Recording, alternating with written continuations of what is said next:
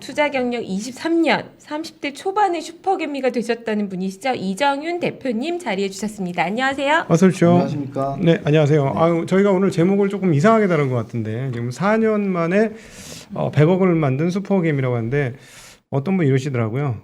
나도 100억 만들 수 있다. 4년 만에 400억으로. 아니 근데 네, 400억으로 100억 만들 수 있다. 400억으로 네, 100억 만들 수 있다. 뭐 이렇게 다르셨더라고요. 그렇죠. 아니 그러니까 초슈퍼개미가 슈퍼개미로 된 걸 수도 있잖아요. 아니 저는 투자 네. 경력이 23년이시잖아요. 그러니까요. 그러면 4년 만에 100억을 만드셨으면 네. 19년 전에 100억 19년 동안은 까먹었던 건가 그러면? 아니죠. 19년 그건 전에 아닐 것 같아서. 네. 그럼 23년 전에 4년 만에 100억을 만드셨으면 네. 19년 전에 100억이니까 지금의 100억이랑은 너무 또 다르고. 아, 그렇죠. 네, 그렇죠. 그래서 지금도. 이걸 한번 사연을 좀 들어봐야 될 것 같고 저보다 투자 경력이 더 오래되신 분이에요. 그죠? 그러니까요. 그 한 98년도 이전 그 내외 때부터 투자 시작하시지 네, 뭐 그 않으셨습니까? 정도 했겠죠. 제가 사실은 뭐 대학 졸업하고 또 군대를 졸업하고 갔다 와서 네. 군대를 제대하면서 제대하기 직전에 군대에서 이제 계좌를 처음 텄던 거고요. 근데 계좌를 처음 트기 전에는 이제 뭐 경영학 공부를 했으니까 뭐 회계학, 재무관리, 경제학 이런 공부를 굉장히 좋아했어요. 그래서 네.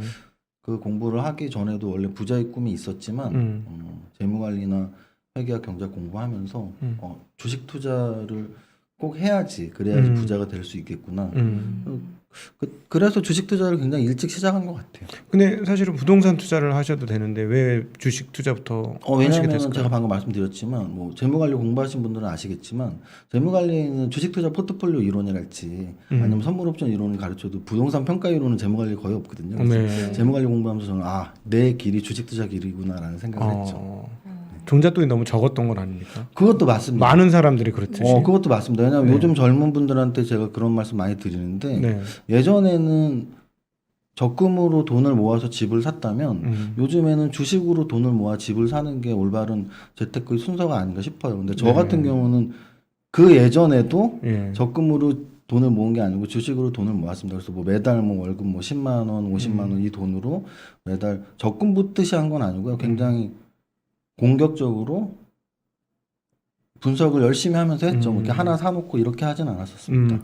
제가 그 알고 있기로는 우리 이세문사님 같은 경우는 산전수전, 공중전 다 겪으신 분이고 실전 그 현장에서 그러니까 투자 현장에 오랫동안 있으셨고 시장에 직접 참여하면서 그 소위 말하는 트레이딩도 꽤 그 하셨던 걸로 아는데요. 너무 당연한 게요. 사실은 뭐 펀드 매니저 분들은 당연히 오리지널 정석적인 투자 위주로 배우셨겠죠. 공부도 그렇게 하시고. 네. 근데 이제 저 같은 경우는 그냥 개인 투자자죠. 개인 투자자로 시작을 했고 평생을 개인 투자자로만 살아왔죠. 물론 중간에 세무사라는 자격증을 따서 세무사라는 직업도 가졌고 지금 뭐 법인을 한 3개 운영하니까 법인 대표이기도 하지만 제 그런 직책으로서 뭐 법인 대표 아니면 세무사 이런 거 말고는 그냥 저는 개인 투자자예요. 개인 투자자로 한 22년, 3년을 투자를 했고 처음에 어느 개인 투자자가 뭐 이거 사서 뭐 10년 갖고 있겠다는 생각으로 사겠어요. 돈이 10만 원밖에 없는데. 당연한 거죠. 10만 원으로 배당 투자를 할 수 있겠으며 10만 원으로 뭐 10년 투자를 할 수 있겠습니까? 그래서 저 같은 경우는 주식 투자 처음 시작할 때 약간 스케줄 매매 위주로 했던 것 같아요. 빨리 답이 나오는, 빨리 나오는 답이 나오는 또는 뭐 집중 투자 위주로 했겠죠. 금액이 적으니까. 예를 들자면 최근에 뭐 지옥 같은 게 이제 출시가 되는데 그 출시되는 거 생각해서 그 스케줄을 맞춰서 먼저 그렇죠. 뭐 스케줄 스케줄 매매는 워낙 뭐 광범위하게 말할 수 있지만 예를 들어 실적 발표를 앞두고 미리 하는 것도 스케줄 매매일 수 있고 예를 들어 뭐 연초에 있는 CES 박람회를 앞두고 IT 쪽을 미리 선점하는 것도 뭐 스케줄 매매일 수 있잖아요. 그렇죠. 그런 쪽으로 저는 좀 시작할 때 했었고 그러다가 이제 그 당시만 해도 이제 IMF 직후니까 막 99, 2000년도만 해도 사실 차트 책이 많았습니다. 요즘에 서점 가면은 가치 투자와 차트 책의 비율이 뭐 거의 8대 2 정도로 가치 투자 책이 압도적이라면 그 당시만 해도 사실 외국인들이 우리나라에 집중적으로 투자하기 전까지는 차티스트들이 많았어요. 그렇죠. 그래서 이제 그 당시에 저도 스케줄 매매로 재료 매매를 좀 하다가 뭐 차트 공부도 좀 했고요. 근데 이제 무엇보다도 저는 아까도 말씀드렸지만 대학 때 회계학, 경제학, 재무관리가 좀 베이스가 되어 있었고 뭐 회계학 공부를 그래도 많이 한 상태이기 때문에 재무제표가 일단 기본이 되어 있었죠. 그래서 네. 재무제표를 기본으로 하고 차트도 보고 재료매매도 했기 때문에 제가 약간 삼박자 투자라는 말을 만들어내고 책도 썼는데, 그러니까 저는 그 세 가지를 다 보면서 지금까지 합니다. 차트도 보고 재료도 보고 재무제표도 보고 투자하고 있습니다. 그러면 그렇게 이제 거의 보니까 군대에서 받은 월급으로 투자를 시작하신 것 같아요.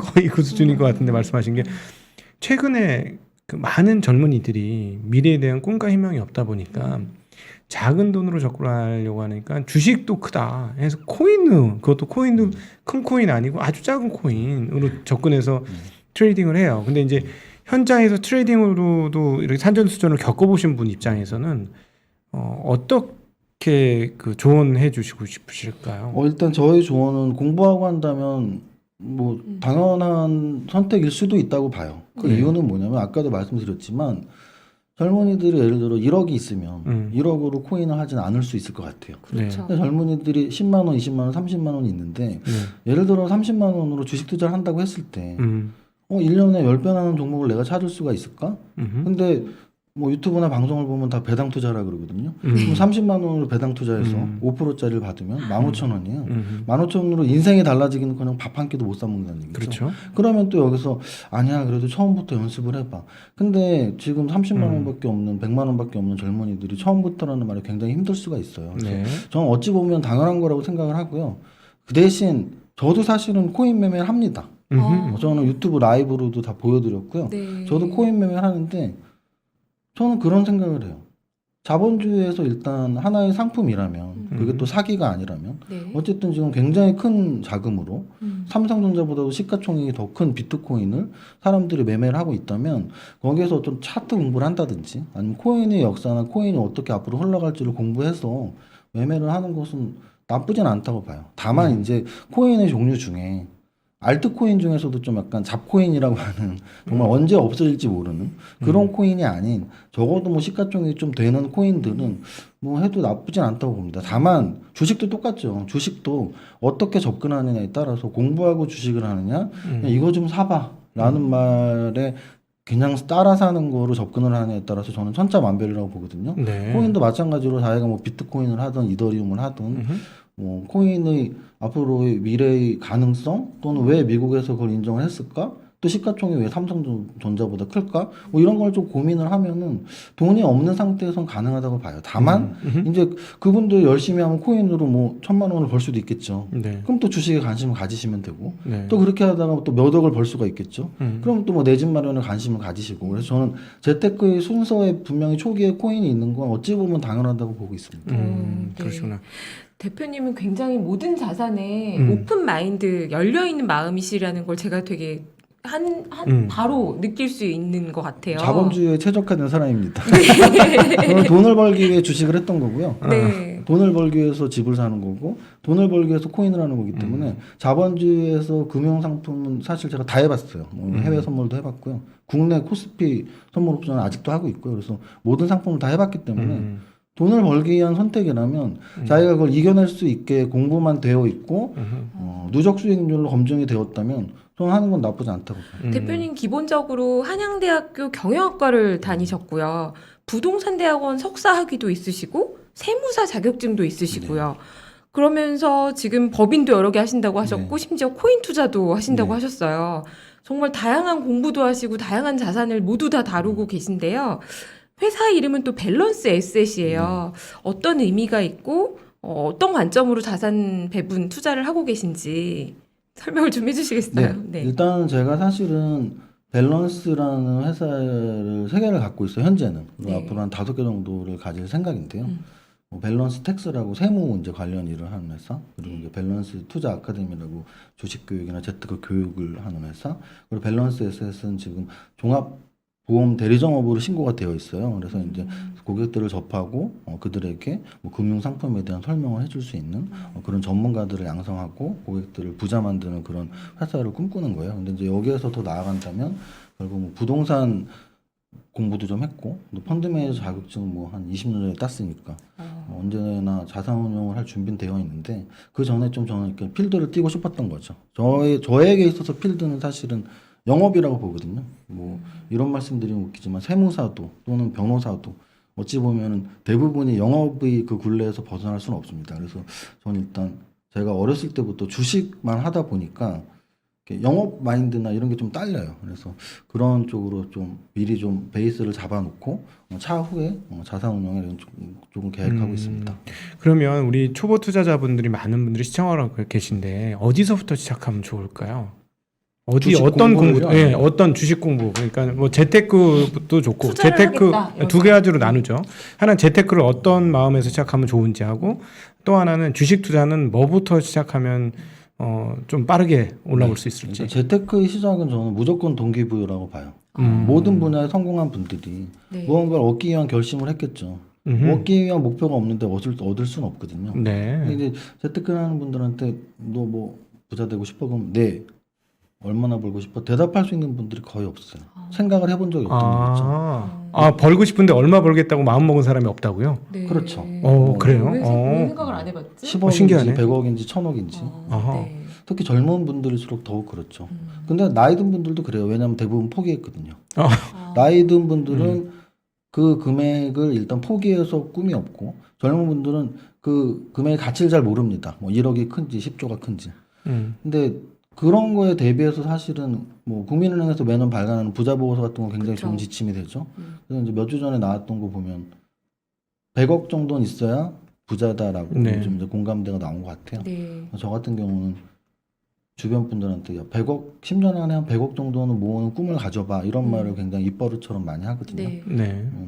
왜 10년 안에라는 표현을 쓰냐면 얼마 벌고 싶어서라고 끝나면 그건 진짜 동기부여는 아니거든요. 그렇죠. 죽기 전에 100억 벌 수도 있고 50년 있다 100억 벌 수도 있고 그래서 적당한 시기는 한 10년 정도로 잡는 게 저는 좋다고 봐서 그리고 좀 구체적인 동기부여를 갖고 목표를 세워라. 이게 저는 재테크의 출발점이라고 봅니다. 네. 그걸 이루지 못하더라도 반은 이룰 수 있으니까요. 네. 그 목표가 생기면 그 다음에 이제 현실 판단을 해야죠. 현실 판단에서 결국은 내 몸값이 얼마인지, 내 현재 자산이 얼마인지. 결국은 내 몸값과 자산으로 내가 몇 년 후에 얼마 버는지가 결정되거든요. 네. 근데 몸값이 너무 약하다면 내 몸값을 올려야 되고, 그렇죠.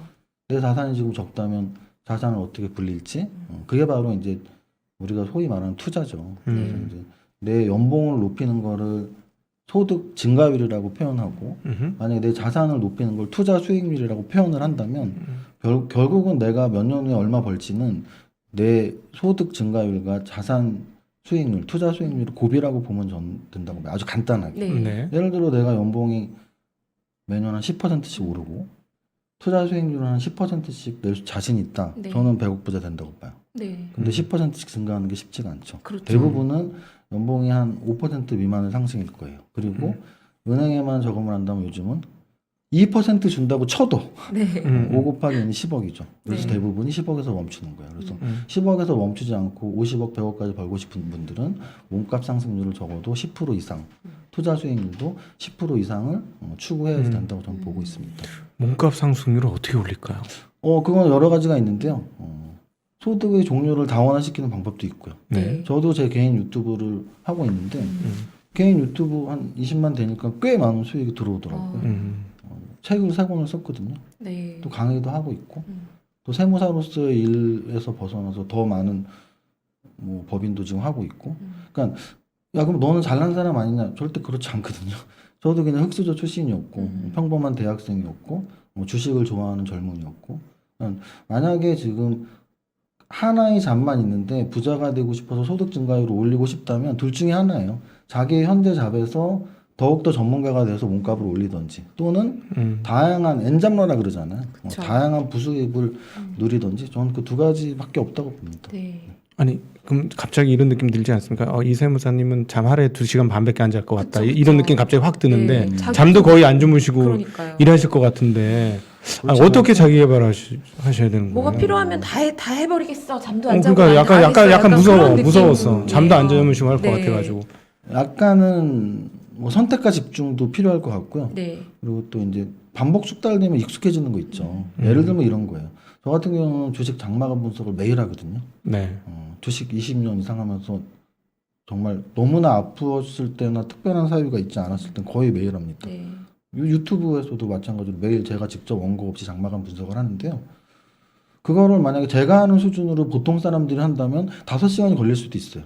근데 저는 30분이면 볼 수 있거든요. 축달이 되어 있기 때문에. 네. 그러니까 누군가에는 저 많은 일들을 10시간을 해야 되지 않아라는 게 굉장히 반복 숙달이 되면 1시간이면 되거든요. 그래서 일단은 전문적인 반복 숙달이 약간 시간을 아끼는 것 같고요.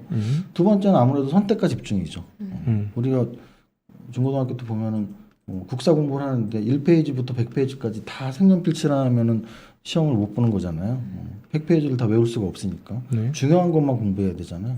마찬가지로 재테크 공부를 한다고 쳤을 때 주식 투자 이 부분을 해야 돼. 또 내가 자격증을 따려면 세무사 공부를 하려면 어디 파트를 열심히 해서 빨리 합격해야 돼. 이런 좀 선택과 집중이 좀 어떤 일을 성취하는 데는 좀 중요한 것 같습니다. 그 중에서 주식을 먼저 선택하셨다는 거죠? 그렇죠. 저는 태어나서 가장 오래 했던 거. 심지어 저는 세무사도 주식을 한 이후에 합격을 했고, 심지어는 중간에 세무 업무를 한 5년 정도 안 한 적이 있거든요. 그러니까 제 인생에서 가장 오래 한 거는 주식 투자라고 할 수 있습니다. 첫 숟가락을 어디서부터 떠야 할까요? 주식 투자. 일단은 이 방송을 보시는 분들이 대부분 첫 숟가락을 뜨지 않는 게 문제라고 저는 봐요. 무슨 뜻이냐면 네. 이미 다 뜬 거죠. 근데 그러니까요. 잘못 뜬 거죠. 아하. 첫 단추가 중요한데 네. 첫 단추를 다 잘못 낀 분들이 많아서 그걸 고칠 수가 있을까라는 생각은 드는데 만약에 정말 백지인 상태인 분한테 말씀을 드린다면 네. 저는 사실 계좌 뜨기 전에 이미 준비는 다르다고 봐요. 제 경험이니까. 네. 저는 대학 때 아까도 말씀드렸지만 돈도 없고 계좌도 없을 때 와, 나 주식으로 돈 벌어야겠다. 그러면서 재무관리 이론이나 경제학 이론을 주식 10년, 20년 한 사람보다 더 많이 알고 있었으니까. 네. 그런 기본적인 베이스 공부는 언제 해도 늦지 않은 거니까 좀 미리미리 특히 저는 경제학을 굉장히 중요하게 생각하는데요. 주식 공부하시는 분들이라면 네. 적어도 맨큐의 경제학 정도는 좀 한번 보시면 좋겠다.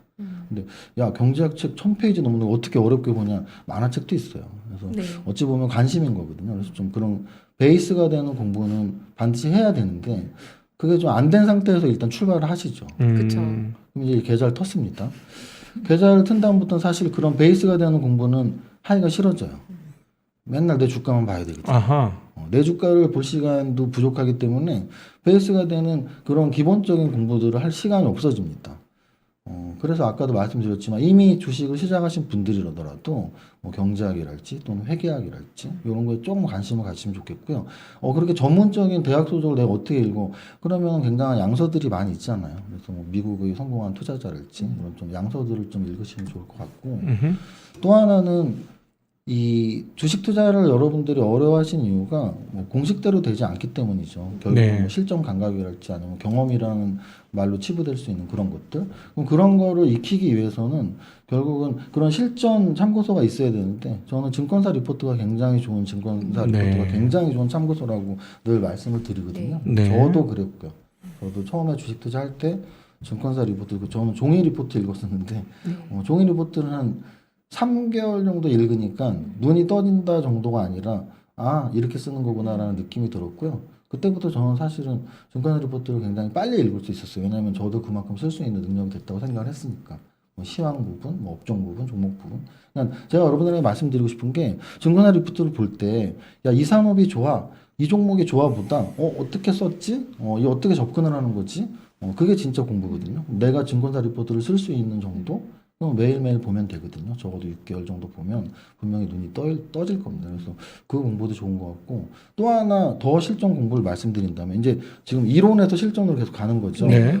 재무관리 경제학 대학 책 너무 어려운데 그러면 외국의 유명한 투자자들이 쓴 책 그 다음에 이제 좀 더 실전적으로 증권사 리포트 최종 끝판왕은 저는 늘 양손에 하나씩 쥐고 있으라고 하는데 HTS하고 다트 사이트만 쥐고 있으면 저는 우리나라 최고의 투자자가 될 수 있다고 봐요. 네. 단 한 분도 두 개의 양손에 쥐고 있지 않죠. 심지어 요즘 MTS로만 하는 분들 정말 많은데 네. 돈 벌고 싶으시면 HTS 까세요. 메뉴 자체가 다르고요.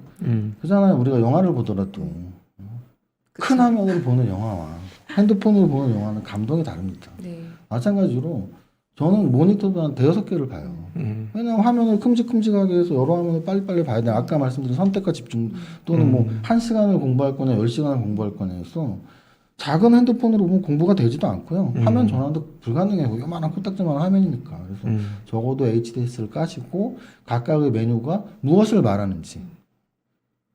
아까 넷플릭스 말씀하셨는데 지옥이라는 영화에 의도라는 단어가 나오더라고요.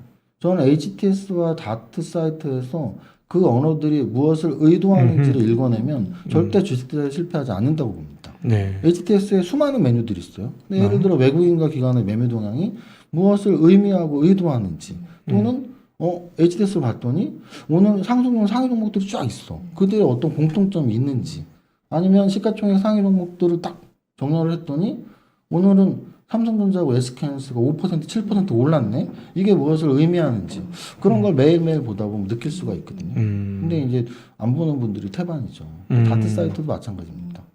대부분의 모든 종목들은 중요 공시들을 하죠. 특히나 보고서들. 사업 보고서를 자신이 산 종목조차 안 읽는 분들이 있단 말이죠. 네. 네. 그 사업 보고서에 모든 게 있는데. 그래서 저는 다트 사이트하고 HTS 이 두 개를 보고서 사실은 경제 기사도 나오는 거고 증권사 리포트도 나온다고 저는 생각을 하는데 그 두 개를 안 보니까 경제 뉴스를 그나마 보는 분들도 한 발 늦은 정보 또는 증권사 리포트를 보더라도 한 발 늦은 정보가 되는 거죠. 그나마 보는 건 낫습니다. 아예 안 보는 분들도 있고 그래서 적어도 원데이터, 다트 사이트 그리고 HTS는 좀 보려고 노력하고 보자라고 말씀을 드리고 싶어요. 네. 아, 지금 약간 숨 막히지 않으세요? 너무 순식간에 쫙 나오니까. 너무 정석이에요. 그러니까 진짜 제대로 정석. 한마디로 말씀드리면 투자를 하면 각오를 하고 투자를 해라라는 말씀으로 전 들렸어요. 그냥 뛰어들지 말고 그렇죠. 마음가짐을 딱 잡아놓고 시작해라. 마음 안 잡고 시작하면 안 된다. 이런 왜냐하면은 네. 사실은 인생이 바뀐다는 표현은 좀 웃기지만 저도 이렇게 상담이나 아니면 이렇게 대면을 많이 하다 보면 젊은이들은 그나마 돈이 별로 없으니까 뭐 몇백만 원 이렇게 하시는 분들이 많이 있지만 한 50대 이상 되시는 분들 중엔 정말 요즘에는 5억, 10억 이렇게 하시는 분 굉장히 많더라고요. 근데 정말 아무 준비도 안 돼 있고 공부가 안 돼 있는 분들은 많이 좀 속상하고 답답하죠. 왜냐하면 5억이라는 돈은 1년에 정말 열심히 해서 5억을 벌 수 있거나 또는 2억 정도? 적어도 1억을 벌 수 있는 돈이에요. 1억이면 1년 연봉이거든요. 그쵸. 그것도 굉장히 좀 전문가들이나 고위직들 1년 연봉입니다. 근데 5억이라는 돈으로 1억을 벌 수 있는 기회가 있는데 5억이라는 돈으로 1억을 까먹고 있죠. 근데 계속 그 까먹는 신세한탄과 마음 속쓰림만 이야기를 하지 어떻게 해야 될지라는 각오를 되새기시는 분들은 많지는 않아요. 그래서 저는 좀 그게 굉장히 아깝죠. 그 기회 비용들이 5억이라는 돈으로 1, 2억을 벌 수 있는데 왜 1, 2억을 잃고 있지? 굉장히 속상할 때가 많이 있습니다. 그러니까 그러니까 MTS는 모바일 그 트레이딩 시스템 이게 네. 핸드폰에서 보는 네. 그 모바일 그 트레이딩 시스템인데 그걸 봐가지고는 시세나 보는 거지. 그렇죠. 종목 분석이 안 되니 그렇죠. 그건 때려치우고 큰 화면에서 여러 정보들을 다 끄집어 올려서 HT에서 보여주는 수많은 정보들을 읽어내고 그리고 또 원전인 원본 같은 책인 다트에 들어가서 기업 공시 자료들을 쭉 한번 다 읽어봐라. 특별히 정기 공시, 분기 보고서, 그다음에 사업 보고서에 나오는 회사의 그 소개 같은 거 쫙 다 읽어보고 재무제표 쫙 다 읽어보고 그렇게 하라는 네, 말씀이시죠. 맞습니다. 그거 한번 다 읽는데 시간 많이 걸리지 않습니까? 회사 하나 다 읽으려면. 그래서 이제 거기서도 역시 선택과 집중이 필요하겠죠. 네. 그래서 결국 사업 보고서에서 어디가 중요한지 사업의 내용 쪽에서 좀 중요한 키워드들이 많이 있어요. 특히 뭐 기억을 이렇게 해놓으시면 나중에 이 사업은 걔가 했는데 이렇게 좀 기억할 수 있는 부분들이 좀 있고요. 그리고 또 하나는 사업 보고서에 이제 재무제표에서 사실 거기에는 어떤 비율들이 적혀 있진 않잖아요. 그래서 아직 회계학적 분석이 익숙치 않으신 분들은 다트 사이트의 재무제표보다는 사실은 간략 재무제표 같은 데서 비율 위주로 보시는 게 훨씬 유리할 수도 있다고 좀 더 쉽게 접근하는 부분 말씀드립니다. 비율이라면 PER, EPS, 뭐 PBR 이렇게 네, 나오고 그런 시장 뭐 지표 플러스 아니면 뭐 매출액 성장률이나 영업이익률이나 뭐 그런 여러 가지 비율들 왜냐하면 다트 사이트는 그렇게 친절하게 비율로 나와 있지는 않으니까 그렇죠. 직접 분석하기에는 회계학적 지식이 많지 않고서는 사실은 뭐 현금 흐름표 이런 것까지 분석하시는 분들은 저는 많지 않다고 보거든요. 적어도 비율 정도만 잘 봐도 재무제표를 안 봐서 당하는 일들이 꽤 있잖아요. 그렇죠. 특히 저는 가장 이제 재무제표를 안 보면 크게 당하는 일들은 당연히 그 코스가 있잖아요. 유상증자, 유상감자, 관리 종목, 상장 폐지. 이 4단계 콤보에 맞아버리는 경우는 재무제표를 안 보기 때문이죠. 재료 공부 아무리 열심히 하고 차트 공부 아무리 열심히 해도 유상증자, 유상증자, 감자 그리고 관리 종목, 상장 폐지는 재무제표 때문에 다 나오는 것이기 때문에 적어도 뭐 자본잠식이나 연속 적자나 이런 거는 피할 줄 알아야 되는데 아예 안 보는 분들이 꽤 있더라고요. 그 간단하게 한번 설명해 주시죠. 방금 다 말씀드렸는데 적어도 네.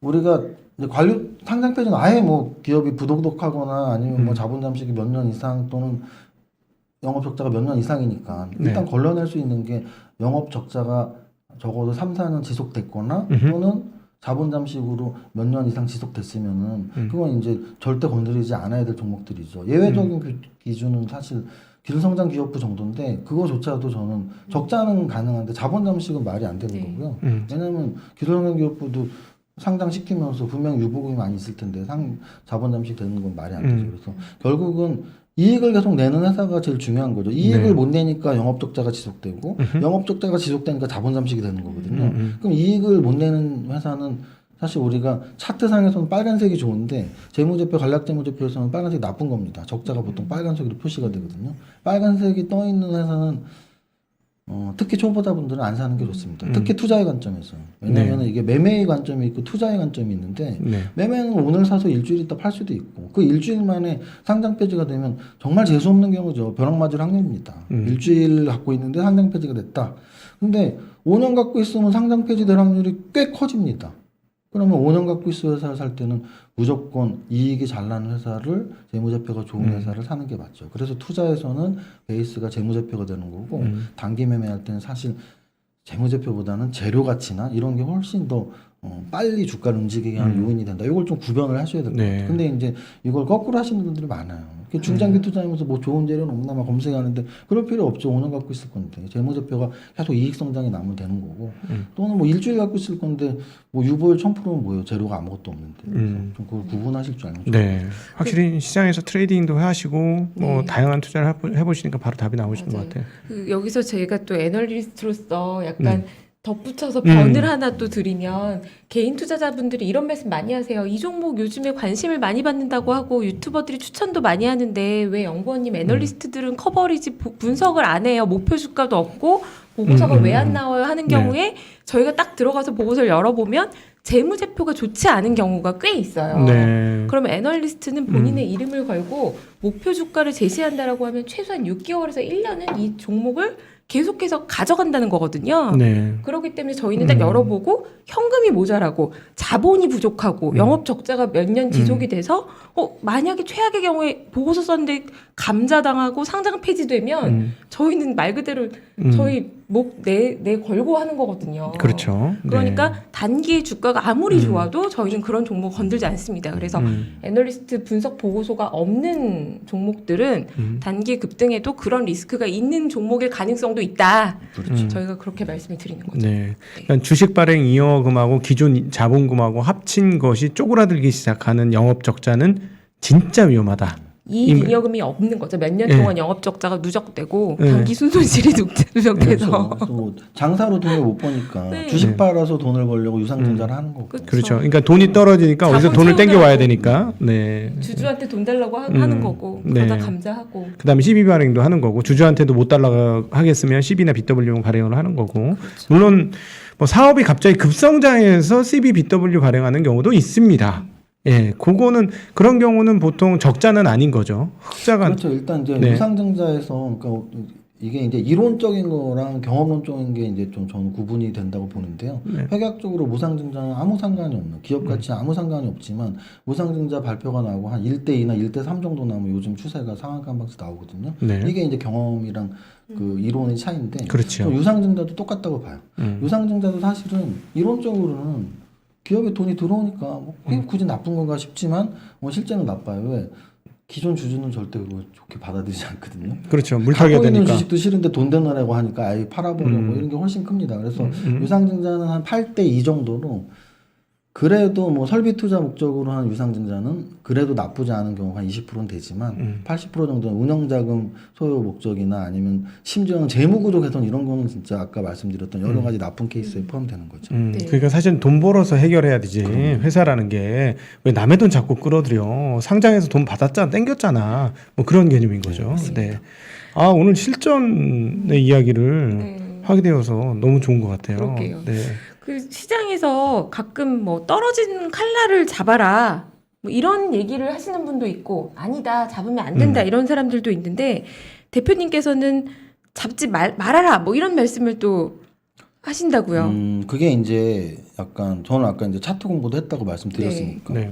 이제 차트에서는 사실은 두 가지를 확인하기 위해서 공부를 합니다. 추세와 변곡이거든요. 추세는 뭐 올라가고 있으면 상승 추세, 뭐 내려가고 있으면 하락 추세겠죠. 변곡은 그 상승 추세가 어딘가 끝나겠죠. 끝나는 게 이제 천정의 변곡점이고 또 하락 추세가 끝나는 어딘가가 이제 바닥의 변곡점인데요.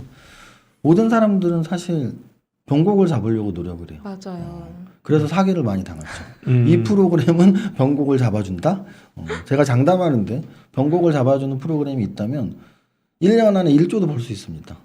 왜냐하면 이 차트적인 요소들은 한국 주식만 대상이 아니거든요. 미국 주식, 해외 선물 모든 게 대상이기 때문에요. 그렇죠. 차트적으로 변곡을 잡는 프로그램은 없다고 보시면 돼요. 근데 이제 확률을 좀 높이고 싶어서 여러 가지 시도들을 하는 거죠. 50 플러스 알파 그 1%를 잡기 위해서 하는 건데 뭐 100% 잡아 이런 건 다 사기라고 보시면 되고. 그러면 변곡은 어렵지만 추세는 어렵냐? 추세는 어렵지 않습니다. 추세는 누가 봐도 그냥 오르는 추세, 내려가는 추세는 한눈에 보여요. 작년보다 올해 올랐고 올해 1월보다 5월이 올랐고 이건 상승 추세죠. 예를 들면 우리 종합국가지수로 말한다면 작년 3월부터 올해 연말까지 또는 1월까지, 2월까지도 계속 상승 추세였죠. 계속 전고점을 갱신하고 올랐으니까. 근데 반대로 올해 한 7월부터는 상승 추세가 지금 8, 9, 10, 11, 한 4달 정도는 주춤하고 있는 상태입니다. 이 주춤이 이제 상승 추세가 끝나고 하락으로 전환한 거냐, 아니면 주춤하다가 다시 전고점을 돌파할 것이냐에 굉장히 갈림길이 되는 건데, 코로나 이후에 지금 가장 위기는 맞아요. 왜냐하면 코로나 이후에 한 달 이상 그렇게 조정받은 적이 없었습니다. 작년 여름부터 한 달 이상 조정받은 적이 한 번도 없었어요. 심지어는 작년 9월, 10월, 11월 올해까지 한 8개월 정도 월봉이 연속 양선이 나왔거든요.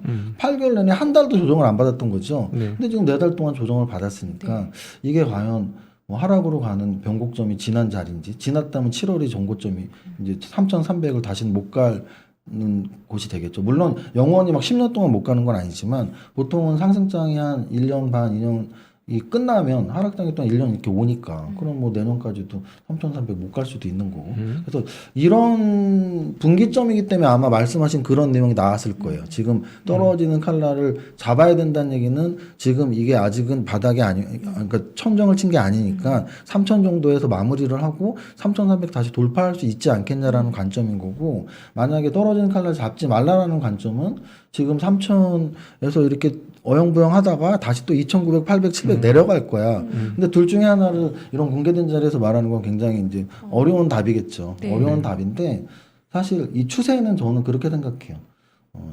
요즘 좀 아직 주식 투자 오래되지 않으신 분들은 사실 상승 추세밖에 모르겠죠. 특히 1년 안에 하신 분들, 작년 3월 이후에 하신 분들은 하락 추세가 뭔지도 모릅니다. 왜? 차트를 볼 줄 모르기 때문에. 그래서 차트를 한번 연봉으로 길게 보면 한 1년씩, 2년씩 이렇게 조정을 받았던 구간들이 있어요. 그래서 IMF 직후, 그러니까 IMF 때, 또는 뭐 밀레니엄 파동 2000년 때, 또는 금융위기 2008년, 9년 때, 또는 코로나 직전부터도 사실 조정이었거든요. 한 2018, 뭐 19, 20 이렇게 좀 조정을 한 2년씩 받을 때가 있었어요.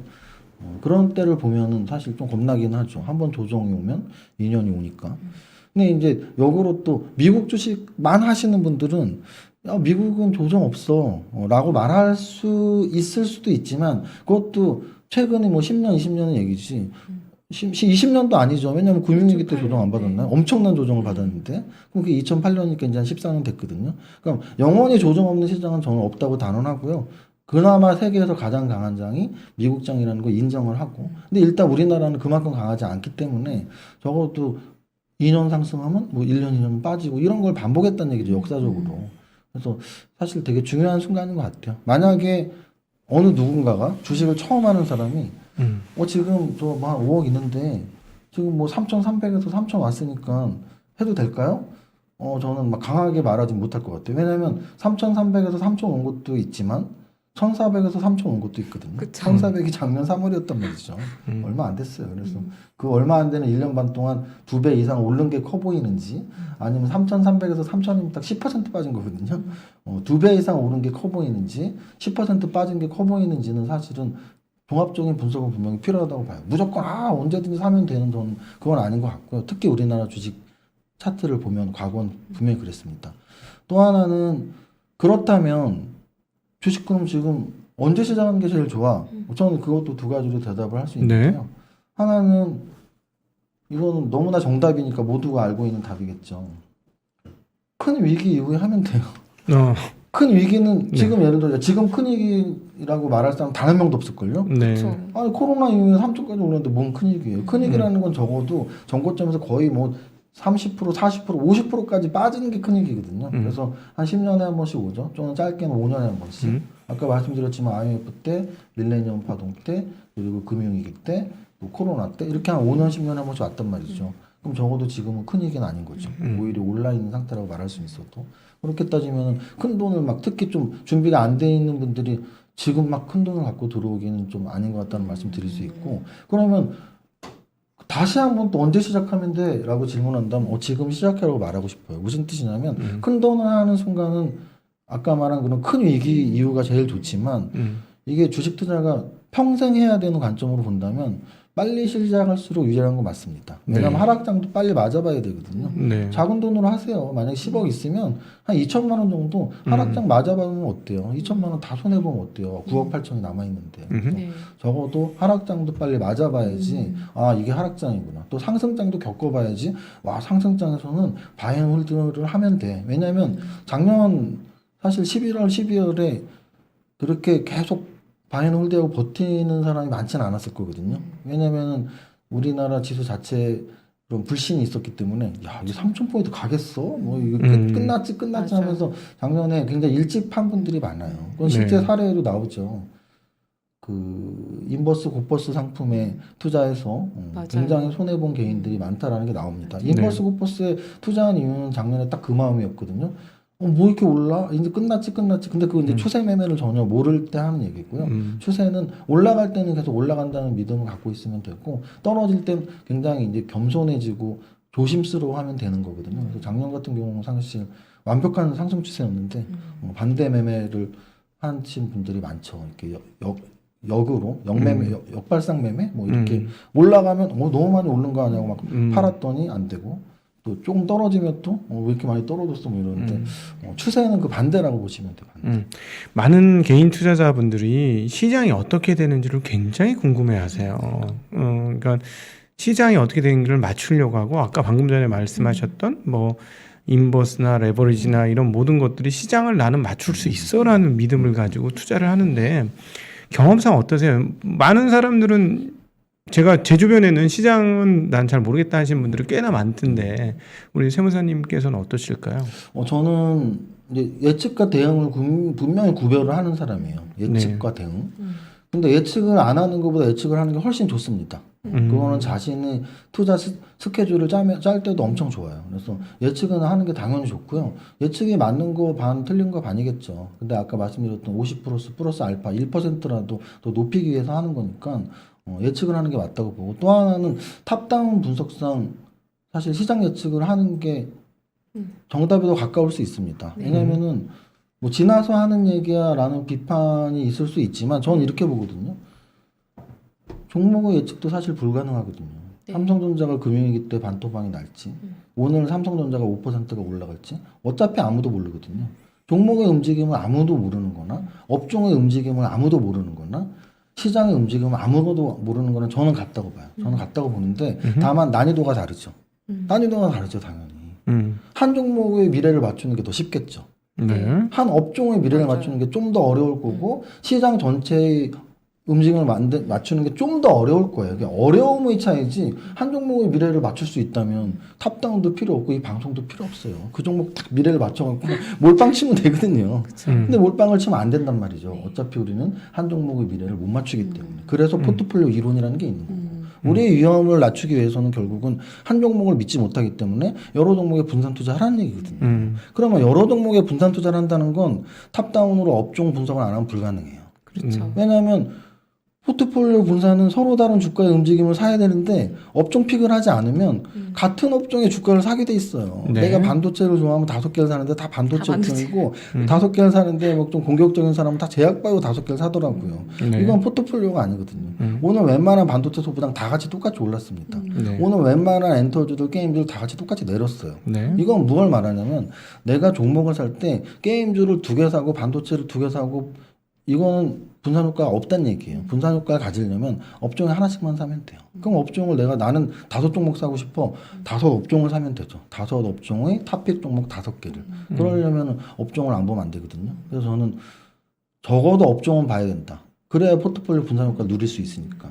또는 업종을 본다면 업종의 합이 시장이거든요. 그리고 경제학에서 말을 합니다. 어차피 경기 변동이라는 게 이론적으로 있는 거고요. 그 경기 변동은 우리 주식 사이클하고 똑같아요. 상승, 하락을 반복해요. 근데 우리가 소위 말하는 경제 지표 중에 주식시장의 지표를 선행지표란 말 하잖아요. 선행지표. 선행지표가 뭐겠어요? 먼저 움직이는 거죠. 네. 오늘 반도체도 그래서 움직인 거 아닌가요? 내년 2월부터 뭐 디램 가격이 좋아지고 어쩌고 하니까 딱 6개월 전에 움직이는 거거든요. 6개월에서 1년 사이에 움직이는 게 선행으로 움직이는 뜻이니까 적어도 경기 사이클이 있다면 경기를 선행하는 주가지수의 사이클도 존재하는 거죠. 우리가 맞추기 어렵다 뿐이지. 맞추기 어렵지만 미리미리 예측을 한다면 예측에 맞게 또 대응을 하면 돼요. 그래서 저는 예측을 하고 거기에 맞는 대응을 하고 그리고 또 시장, 그 다음에 업종, 그 다음에 종목 이렇게 보는 탑다운 투자를 선호하는 편입니다. 네. 근데 대표님 지금 말씀하신 내용이 굉장히 교과서적이고 포트폴리오 이론 저도 너무 좋아하는데요. 그럼에도 불구하고 개인이 이제 투자를 하다 보면 유혹에 흔들리게 되는 게 이 회사는 너무 훌륭해서 이 회사에 몰빵을 하고 싶으시거나 너무 확신이 들어서 해칭을 하지 않고 5개 업종에 분산하지 않고 얘한테 하나만 몰빵해야지. 그래서 성공하시거나 그렇게 결정하실 때는 혹시 없으신가요? 제가 거기에 대해서 정확히 말씀드릴게요. 네. 만약에 그렇게 해서 성공하셨다면 사실 모든 성공에 또 운이 있겠죠. 그렇죠. 근데 만약 한 종목 몰빵을 해서 성공을 했고 그거를 계속하고 있다면 언젠간 실패하는 게 높다고 그렇죠. 봅니다. 왜냐하면 이의 배수거든요. 10번 성공할 수 있어요. 2의 10제곱으로. 하지만 11번째 성공할 확률도 있는 거거든요. 그래서 몰빵의 위험은 결국은 저는 이렇게 대신 한번 물어보고 싶어요. 정말 2,000 종목 중에 최고 확실한 한 종목을 골랐어? 그런 능력이 있어? 그러면 최고 확실한 5종목을 왜 못 골라요? 제가 드리고 싶은 역질문은 사실은 그거예요. 만약에 제 앞에 어떤 분이 야 이건 진짜 확실한 거야. 나 이거 몰빵할 거야. 그럼 난 물어보고 싶어요. 2,000 종목 중에서 이게 진짜 확실한 거야? 그러면 2,000 종목 중에 진짜 확실한 5개를 골라서 5개를 사면 되는데 그건 왜 못해? 그럼 말을 못 하겠죠. 왜? 2,000 종목 중에서 제일 확실한 게 아니거든요. 그냥 자기 본인이 알고 있는 그분이 공부를 몇 개나 했는지 몰라도 뭐 10대 개나 한 100개 했겠죠. 100개 중에 제일 좋은 하나를 골랐을 뿐인데 그럼 2,000 종목 중에서 20개 고를 능력이 있는 거거든요. 그렇게 못한다면 그건 저는 확실한 게 아니라고 봐요. 네. 그러면 이제 우리 일반 막 이제 투자를 시작하시는 분들이 이것은 꼭 안 했으면 좋겠다.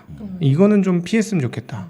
내가 봐보니 어떤 이런 투자의 태도는 결국 실패를 부르더라 하는 것들 조언해 주실 게 혹시 있어요? 대표님께서 실패하셨던 사례도 있으시다면 있죠, 네. 있죠.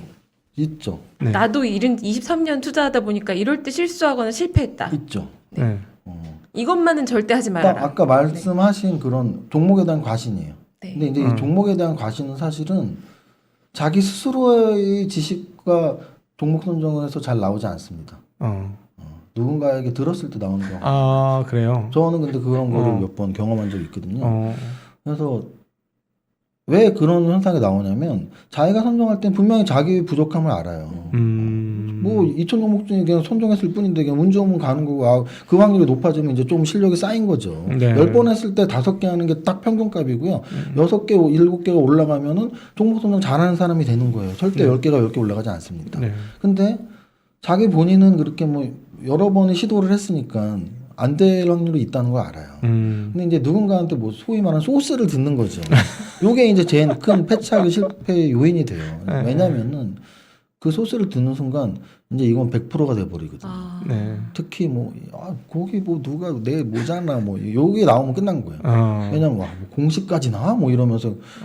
근데 그렇게 샀을 때의 가장 큰 맹점은 뭐냐면 아까 제가 계속 반대했던 몰빵 투자가 가능하죠. 왜? 확실하니까.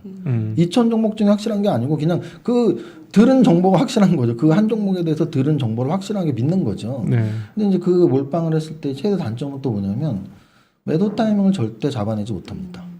내가 선정하면 내가 잘했으면 이익 실현하면 되고 내가 못했으면 실수를 인정하고 손절매하면 되는데 그 누군가 절대자가 이제 말을 해준 거죠. 절대자의 말은 몰빵을 불러일으키고 그 몰빵을 한 종목에 대해서 매도 타이밍은 절대 잡지를 못합니다. 왜? 이익이 나면 더 간다 그랬는데 해서 못 팔고 손해가 나면 이럴 리가 없는데 하고 못 팔아요. 그래서 저는 일단은 종목 선정을 뭐 벽에다가 다트를 쏘거나 아니면 적어도 무슨 방송에서 한 20명이 말하는 걸 듣고 그 20개 중에 고르거나 어쨌든 몇 개 중에 고르는 연습을 해야지 야 이건 확실해라는 말을 듣고 거기에 몰빵 투자하면 제가 본 여러분들 중에 잘못된 분들 뭐 거의 뭐 몇 억을 하다가 다 투자금을 잃게 된 분들은 대부분이 누군가 말한 거 한 종목 사서였으니까 그건 꼭 피하라고 말씀드리고 싶어요. 네.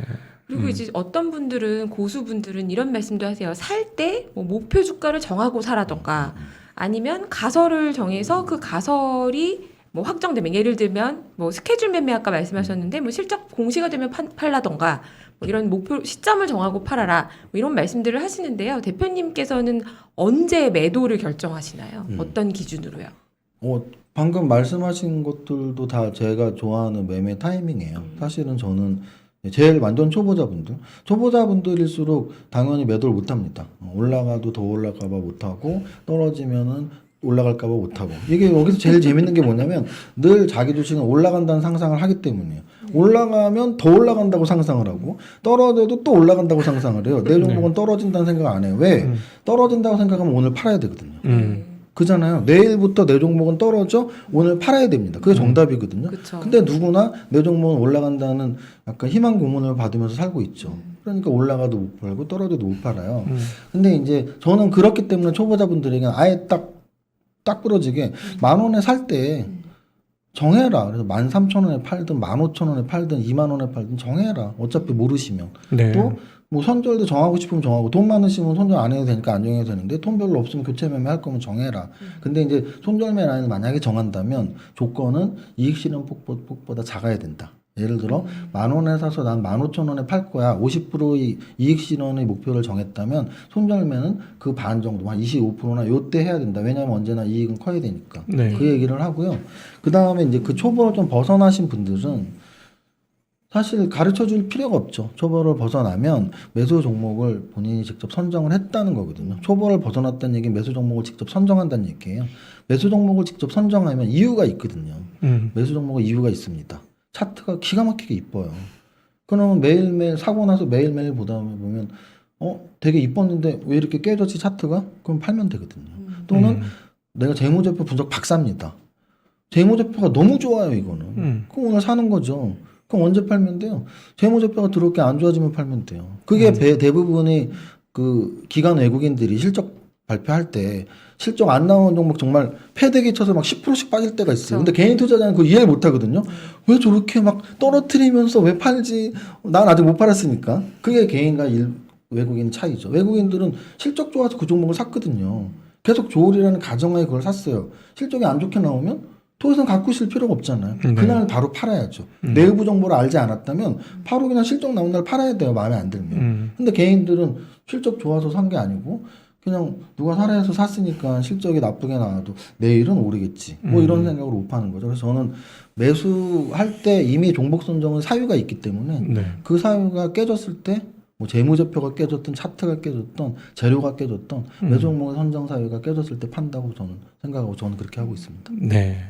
앞서 제가 드렸던 질문 답을 못 받아가지고. 뭐죠? 개인들이 꼭 피했으면 좋겠. 아까 말씀드렸던 누군가에게 듣고 누군가한테 듣고 하는 거? 몰빵. 딱 그겁니다. 네. 제가 많은 분들하고 상담을 해봤는데 그러네. 저는 기회는 이게 뭐 반토막이 나도 기회는 남아있다고 보거든요. 반토막 1억으로 5천이 됐는데 내가 각성해서 5천으로 1억 만들 수 있어요. 정말 각성만 한다면. 근데 각성을 아예 할 기회도 없이 아웃되는 경우는 거의 상장 페이지거든요. 근데 아웃된 분들을 아웃돼서 뭐 몇 년 있다 다시 들어오고 이런 분들의 스토리를 듣다 보면 대부분 공통점이 그거였거든요. 어허. 주식을 아무것도 모르는데 누가 사라 그랬어요. 그래서 샀어요. 근데 그게 상장 페이지 됐어요. 왜 그거 한 종목 샀어요? 내가 확실하다고 해서. 요 부분이 대부분이 요 시장에서 아웃되는 깡통나는 확률이 높기 때문에 네. 깡통만 안 나도 살아날 기회는 있으니까. 네, 그렇죠. 적어도 깡통날 확률이 제일 높은 게 누군가한테 사라고 듣고 한 종목에 몰빵해서 관리 종목이나 상장 페이지 들어가는 거. 그거를 네. 일단 피하라고 말씀드린 겁니다. 네. 오늘 저희 그 인포맥스 라이브 인프라에 처음 나오셨는데 정말 오늘 여러 가지 단시간에 정말 많은 얘기를 해주셔서 많은 도움을 받으실 것 같은데 우리 개인 투자자분들에게 꼭 그 전하고 싶은 말씀 같은 거 있으시면 좀 얘기해 주시면 근데 어떨까요? 너무 정석을 말씀해 주셔가지고 네. 저는 다 거의 오늘 굉장히 몰입해서 제가 들었어요. 네, 그리고 네. 제가 배웠던 거랑 거의 안 틀리고 거의 비슷한 말씀을 해주신 거거든요. 네네. 제가 조익재 센터장님께 배웠잖아요. 또.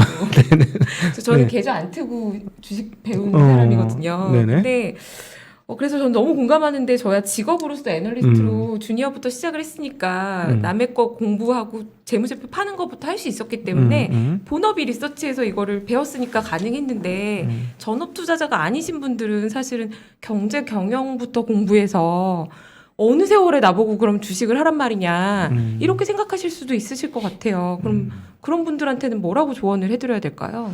그렇죠. 일단은 아까 제가 뭐 부자가 되는데 뭐 소득 증가율도 중요하다 했으니까 당연히 본업이 있으신 게 맞고요. 저도 네. 주식 투자를 전업으로 한 적은 한 달도 없습니다. 저는 네. 언제나 직업이 있었던 그래도 상태죠. 잠을 안 주무신 것 같아요. 그러니까. 저는 주식 시작부터 지금까지 전업으로 주식 투자를 한 적은 없고요. 늘 직업이 있었고요. 근데 이제 뭐 주식 관련 직업이나 이런 거니까 그럼 이제 주식과 관련 없는 직업이라고 가정을 했을 때 뭐 가정이 아니고 대부분이 그렇죠. 저는 이렇게 좀 조언 드리고 싶어요. 하루에 최하 1시간에서 2시간. 그리고 주말에 한 5시간 정도만 투자 좀 했으면 좋겠습니다. 적어도 무슨 재무제표 공부를 하던 뭘 하던 종목 선정을 직접 저는 하기를 좀 말씀드리고 싶거든요. 네. 종목 선정을 직접 하려면 만약에 단기 매매랄지 좀 짧은 투자들 뭐 3개월, 6개월은 재무제표만 봐서는 절대 안 돼요. 뭐 이렇게 재료도 보고 리포트, 증권사 리포트 많이 봐야 되거든요. 그러려면 하루에 1시간, 2시간 투자해야죠. 그리고 또 하나는 주말에는 좀 큰 흐름으로 일주일 동안 어떻게 지났는지 좀 집중해서 아까 말씀드린 HTS를 좀 이렇게 보다 보면 매일매일 보다 보면 분명히 보이는 게 있을 거예요. 그 보이는 순간 종목 선정을 직접 할 수 있게 되고 종목 선정을 잘하게 되면 사실 초보 투자자분 중에 그런 말씀 진짜 많이 합니다. 저는 매도 타이밍을 못 잡아요. 근데 제가 늘 웃기지 마세요. 종목 선정 못 하시잖아요. 종목 선정을 잘하는 사람이 매도 타이밍 못 잡는다 말하지 않습니다. 종목 선정을 못 하기 때문에 매도 타이밍 못 잡는 거예요. 네. 왜냐면은 매도 타이밍 못 잡는다는 게 못 판다는 얘기거든요. 못 파는 이유는 딱 하나예요. 팔고 다른 종목 살 게 없어서. 종목 선정을 잘하면 너무나 빨리 팔고 싶어져요. 더 좋은 종목이 매일매일 보이거든요. 그래서 저는 계속 말씀드리는 게 직장인도 적어도 한두 시간 공부하면 종목 선정 직접 할 수 있다. 그때부터 진짜 주식 투자가 시작된다라고 좀 조언 드리고 싶네요. 그러면 아까 말씀했던 삼박자. 네네. 삼박자 경제 저 거실을 삼박자 제가 말하는 삼박자는 재무제표로 재무제표. 같이 분석을 하고 차트로서 가격 분석을 하고 모멘텀. 재료를 보면서 정보 분석을 하는 이 세 가지 말합니다. 네네. 그럼 이 세 가지가 모두 같이 가야 됩니까? 뭐 하나만 더 강조해도 되겠습니까? 세 가지가 제일 완벽한 게 제가 이제 만든 회사 이름이 밸런스인 이유가 이 세 가지를 저는 정말 다 중요하게 보고 투자를 하기 때문에 네. 완벽하게 맞는 종목이 보이면 좋은데 사실 아까도 말씀드렸지만 단기 매매와 중장기 투자에서 비중은 훨씬 다르죠. 어허. 중장기 투자에서는 재무제표가 50% 이상으로 훨씬 중요해요. 예. 재무제표를 볼 때 중장기 투자에서는 매출액 증가율과 영업이익률을 저는 굉장히 중요하게 보는 편이에요. 그래서 매출이 증가하고 영업이익률이 높다면 이거는 뭐 올해보다 내년, 내년보다 내후년에 훨씬 주가가 올라갈 성장주라고 보기 때문에 재무제표 분석은 특히 중장기 투자할 때 좀 여러 가지 지표들을 자세히 보면 좋겠고요. 단기 매매할 때는 당연히 그날 나오는 재료들 요즘 핫한 게 뭔가 예를 들어 단기 매매는 오늘 사서 일주일 안에 승부를 보는 건데 요즘 뭐 메타버스나 NFT나 게임이나 이런 종목 올라갈 때 매일매일 분석을 해서 야 이런 재료 나오면 올라가? 뭐 이런 게 이제 단기 매매에 좀 적합한 거니까 재료 분석이 맞고요. 차트 분석은 사실 중장기 투자나 단기 매매나 약간씩 중요해요. 약간씩. 왜냐면은 아까 말씀드린 타이밍을 잡을 때 결국은 내가 10,000원에 사서 20,000원에 팔 때 10,000원이 적정한 가격인지 20,000원이 적정한 가격인지 이게 평균값인지 아니면 평균값보다 올라와 있는지 아니면 평균값보다 떨어져 있는지 이 판단할 때 굉장히 중요하거든요. 그래서 세 가지 중에 좀 오래 볼 때는 재무제표, 짧게 볼 때는 재료 이렇게 보고 있습니다. 그럼 요즘에는 그 우리 이 대표님 같은 경우는 비율이 어디 쪽에 더 많이 치중이 되겠어요?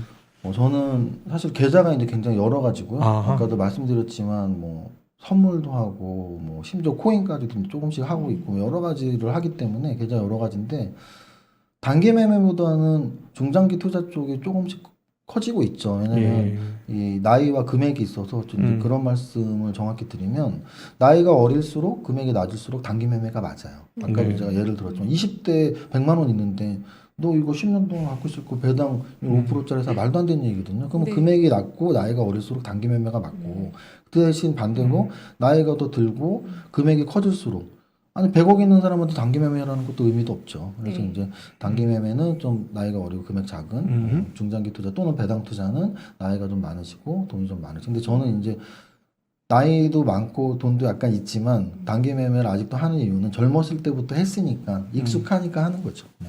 네. 얘기하다 보니까 네. 1시간이 순식간에 지났어요. 네. 네. 너무 인상적이었어요. 저는 솔직히 주식 전업하시는 분들께서 보통 한 가지 말씀을 많이 하시잖아요. 차트를 열심히 본다던가, 아니면 뭐만 한다던가, 뭐에 집중해라, 뭐 이런 말씀들을 주로 많이 하시는데, 네. 저는 오늘 대표님께서 나오셔서 초반에 딱 시작하실 때 제일 인상적이었던 부분이 동기부여.